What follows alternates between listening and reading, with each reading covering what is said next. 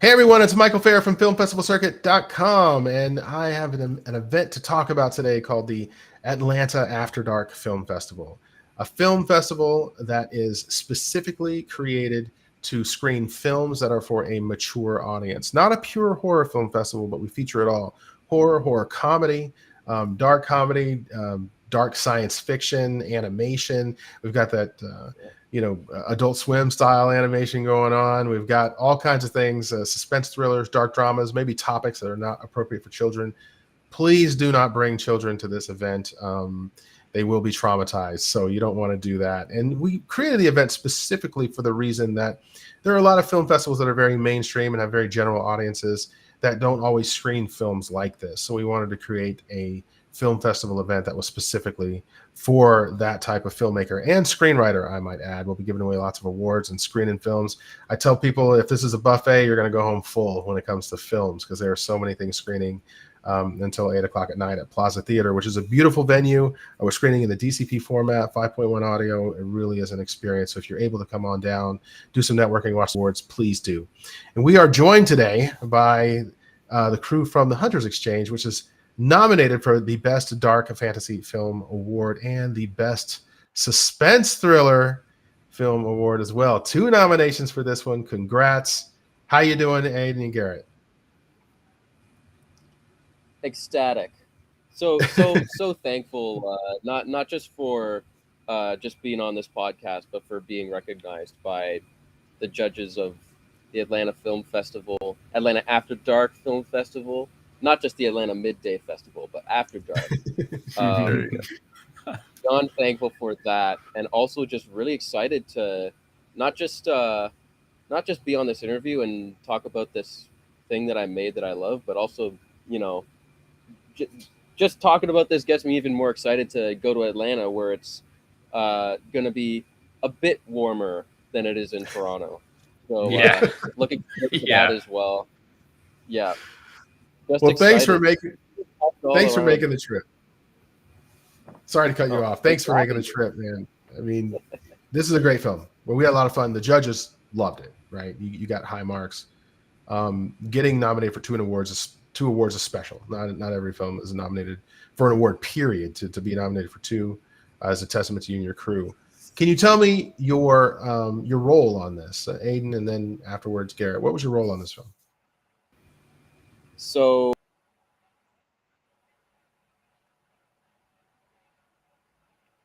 all right, a little pause by Aidan while that connection comes back. Garrett, fill me in. What was your role in this film? Sure, no worries. My name's Garrett, and I composed the score for this film.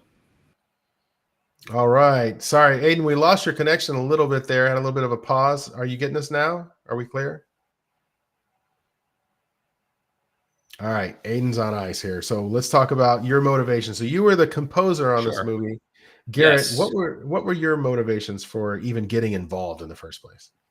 I've always loved music my entire life. I studied music at Humber College in Etobicoke, or it's kind of like west end of Toronto. Okay. And I'm very new.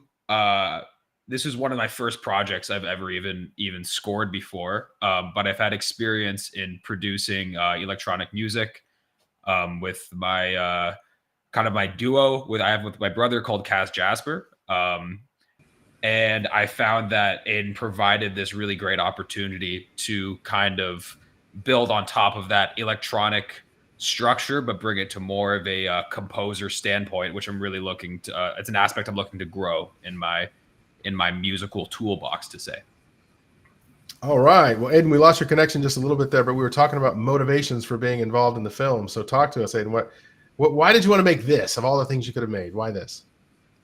Well, the obvious sort of connection that I can make to the film is that I love Star Wars so much.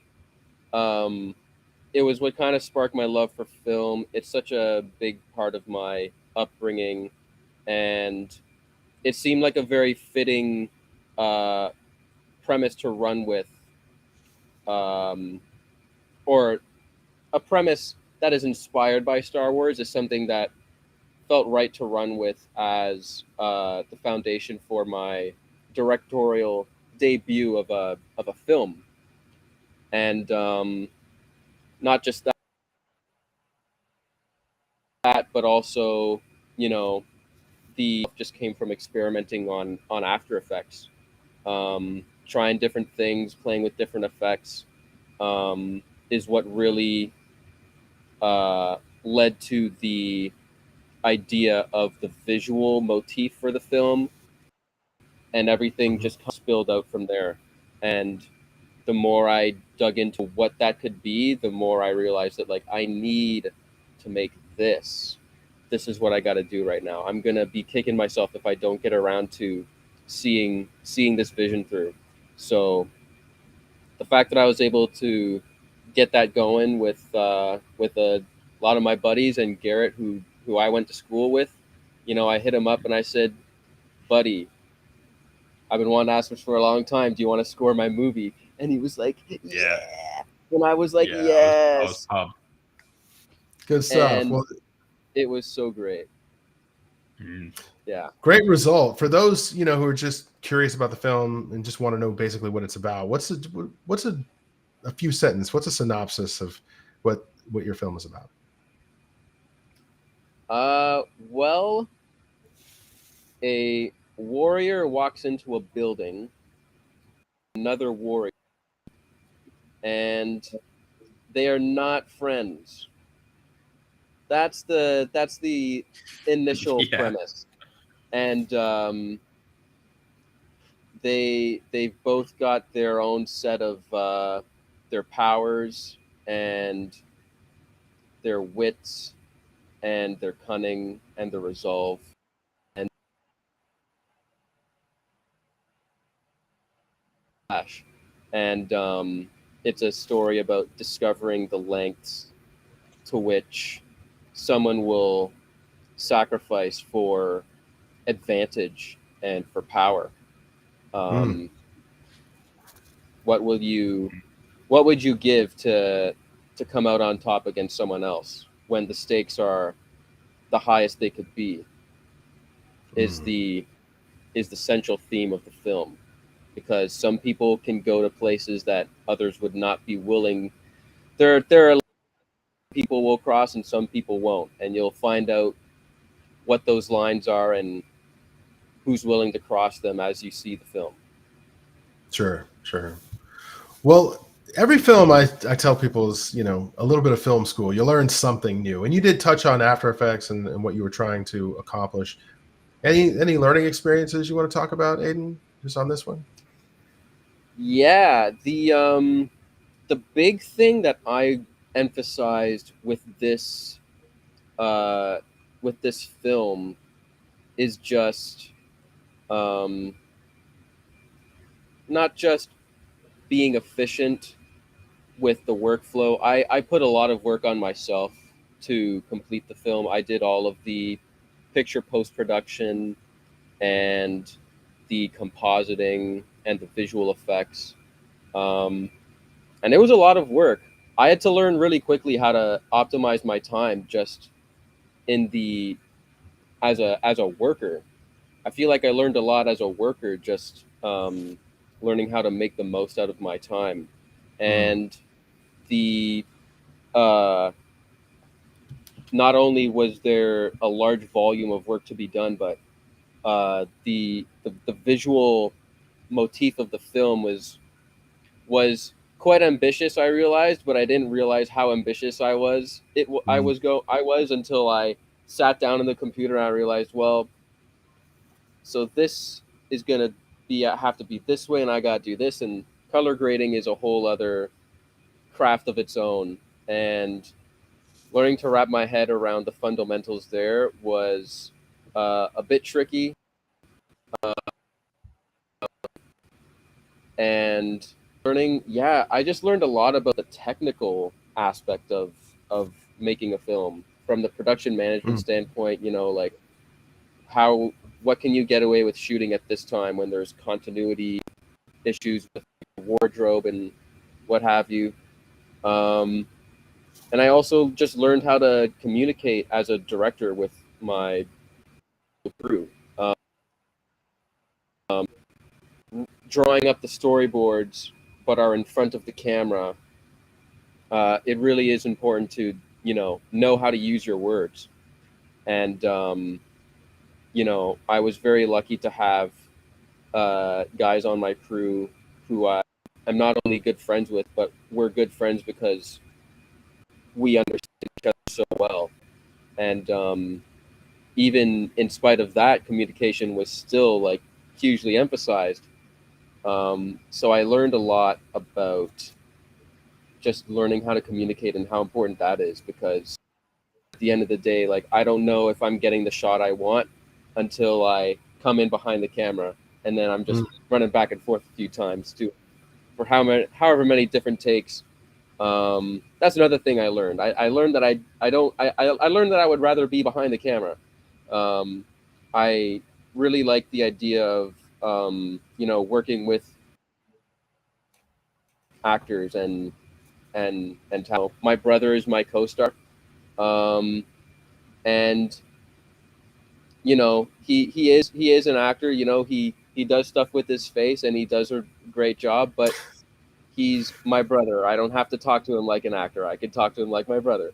So There you go. it's not it's Yeah. it's quite different. So optimization of time, planning, organizing, the kind of traits that you might not think about putting an emphasis on or a priority on developing as a director when it's a very creative endeavor, but are absolutely necessary. I could not directed this film the way I did if I either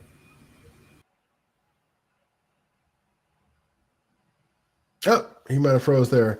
Garrett, any learning experiences on this one for you? I know you said you were Definitely, transitioning from electronic music, but talk to me. Yeah, well, the biggest difference was getting back into Logic Pro, which is kind of I found the best software to get into for scoring. But the biggest learning experience was learning how to sync the music to the movie in a tasteful way.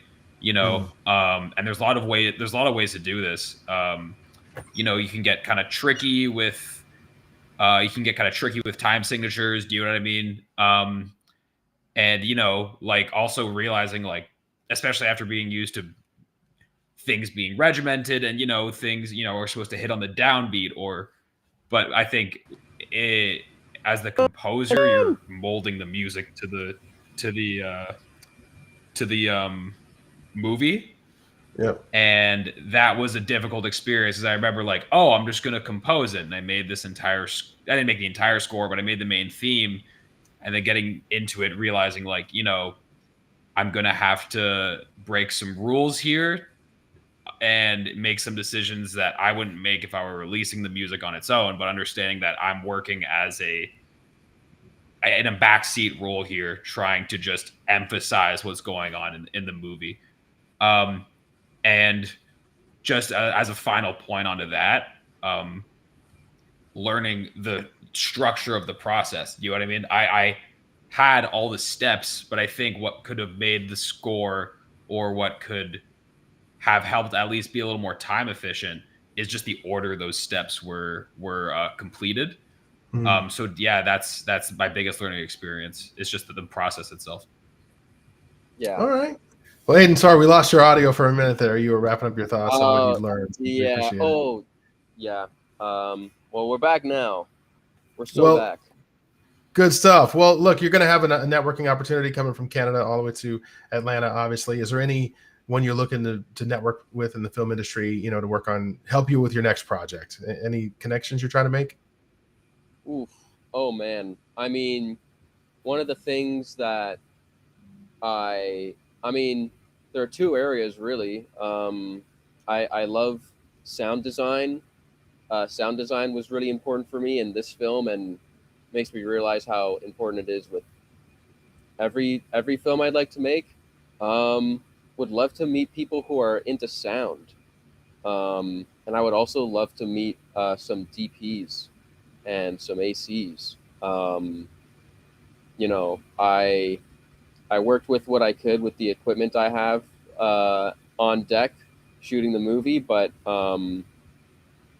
you know, when you see all these other independent films that have, you know, been making the runs and making the rounds in the past year or so, you see how you can tell when a very talented DOP is manning the camera, and Sure. I would love to get in on some of that, because All right. I'm as happy as I am with the look of this film. I know that there are people out there who, if I were to work with them, they would make my they would make the movie just pop, man. They would make it look amazing. All So right. I'd love to get with some of those guys, some of those All right. crews. If you're able to make the trip, Garrett, you looking for some more composing gigs? Absolutely. Yeah, I'm actually looking at going back. I'm currently auditioning to go back to music school at the Oh, moment. wow. Mhm. Yeah, I got I actually have my trombone stand set up right behind me and everything. But you know, I'm looking to broaden my composition knowledge while I'm in Okay. school, and I would love some more composing gigs to build a portfolio to see if I could even kind of transition into a minor while I'm completing my performance degree. Um, and you Okay. know, and any chance just to score some short films and movies would be awesome. Yeah.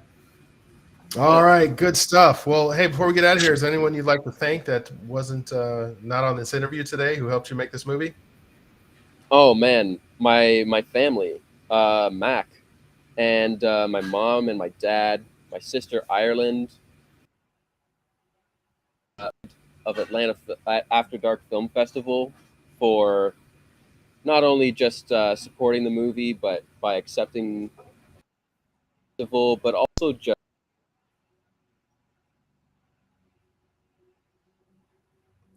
All right. We lost audio on giving Aidan. There he is. Sorry. Oh, he's back. given the flat.